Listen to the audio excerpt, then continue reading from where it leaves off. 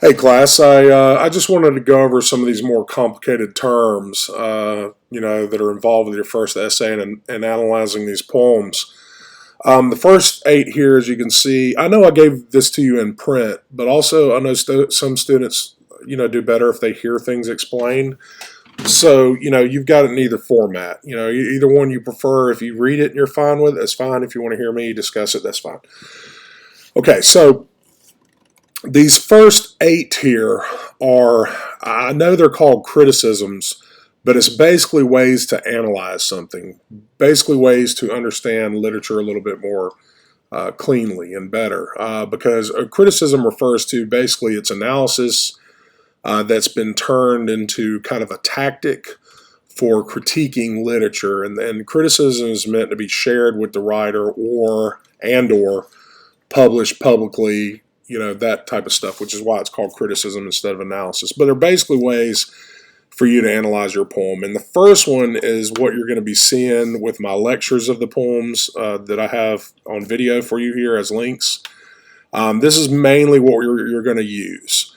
The second one, so the first one's formalism. Basically, you're looking at just all the words on the page and trying to understand how the author makes meaning using various techniques, metaphor, symbolism, allegory, things you're probably familiar with. Okay, the second one here, biographical criticism, is pretty obvious. Basically, are there events in an author's life that influence their work? So clearly, if you were looking at, someone like, Martin Luther King, you could look at his life story and how that influenced his writing, which, largely has to do with civil rights. And it informs you of some things, like, for instance, his famous letter from Birmingham City Jail. If you understand that he's just been, beat up and put in jail for peacefully protesting, that thing makes a lot more sense. Same thing with historical criticism. If you know what's going on in history, what milieus or popular beliefs that culture has or things they do, in different parts of history, that can inform you of some things, depending on what time period, your stuff's, your literature is written in that you're analyzing. We're using only contemporary stuff, so you may not use that this much this semester. However, you'll probably use sociological criticism, psychological criticism, because what they do is, they look at the psychology of characters, the authors, psychology, and see how that influences your understanding of his writing. For example, if you guys are familiar with, Philip K. Dick, the guy that wrote the book that Blade Runner is based on, or The Man in the High Tower, all that stuff, all his literature is about kind of questioning reality, like what is reality? And if you knew that he was a paranoid schizophrenic, then that would make a lot more sense to you, right? Sociological criticism is kind of the same thing, number 4 there. You just look at, how does American culture and belief influence writing? Well, how would that be different than, some other section of our culture, or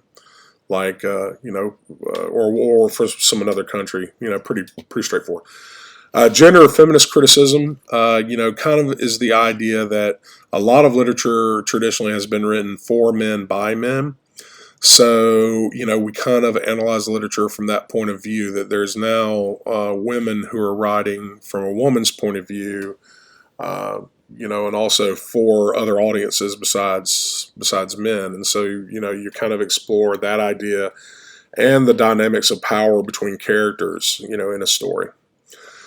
Deconstructionist criticism is a little hard to explain. It's kind of like formalism, where you're looking at the words on the page, but you also are essentially, when it says you're looking for a distrust of language in the author, basically what it means is you're looking for meanings that the author might not have meant, but are there accidentally because of a word choice.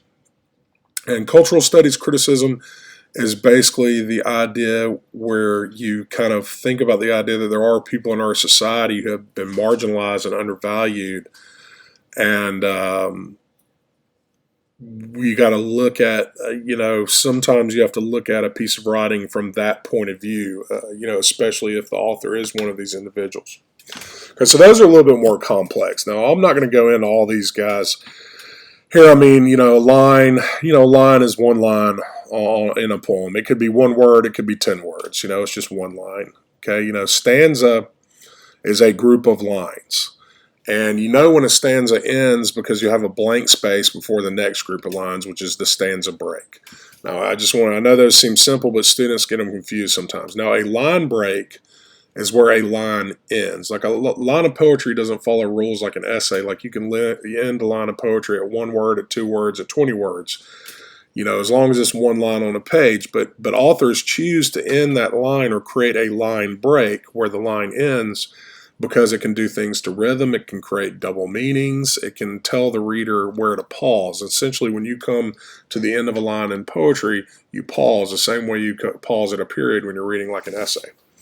Now, a caesura is the way you pronounce this, and it's basically any punctuation in a line of poetry that creates, some kind of pause or speeds up the poem and creates rhythm. It can be a comma, it can be a dash, it can be an exclamation point, it can be a period, it can be a semicolon, just any punctuation that changes the rhythm of the way you use a line. And if you're not familiar with that, a comma is a quarter pause, a semicolon or a colon is a half pause, a period is a full pause.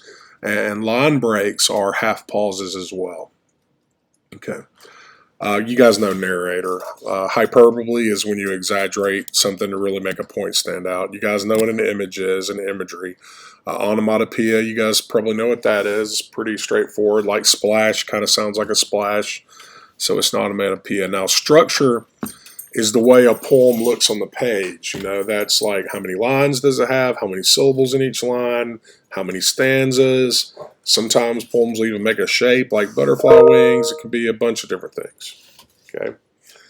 A foot of poetry is 2 syllables. A foot of poetry is a foot of poetry is 2 syllables. A meter is the amount of feet in a poem. Okay. End-stop rhyme is a rhyme that occurs at the end or the line break of a line of poetry and at the line of the next one. An embedded rhyme is rhyme that's in the middle of the line. Okay, you have exact rhymes like cat and hat. Okay, well, you guys can read that. That's pretty straightforward. Let me jump ahead to an allegory. Now, an allegory is important. And it's basically a long metaphor where everything has a secondary meaning besides the literal meaning of the story. So, for instance, you would probably think like a lot of the allegories you'd be most familiar with are like Jesus, for example, their allegory of the prodigal son, where the father represents God, the young son who goes away, the prodigal son represents us sinners, so on and so forth. Okay. Okay, let's see. What else might need explaining? I think that's about it. I think that's the most difficult concepts. So these are the terms that you will be using, in essays and in discussion posts.